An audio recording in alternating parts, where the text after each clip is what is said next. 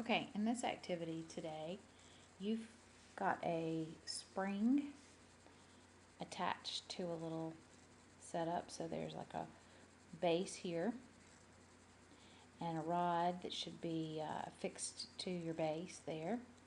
This is called a Hooke's Law apparatus, if you want to know the exact name of this thing you're looking at.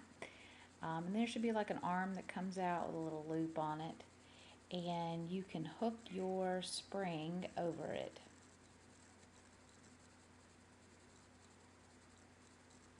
So there's your spring.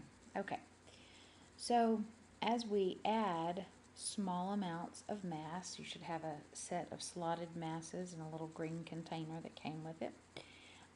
You can actually hook your masses on to the spring, and there's probably a little measuring stick right here. You can slide down over that bar there, and you can measure how far the spring stretched when you added the mass.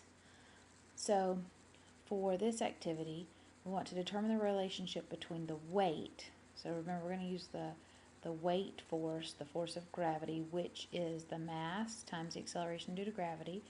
Remember, that was m times g, and remember, g is approximately equal to 10.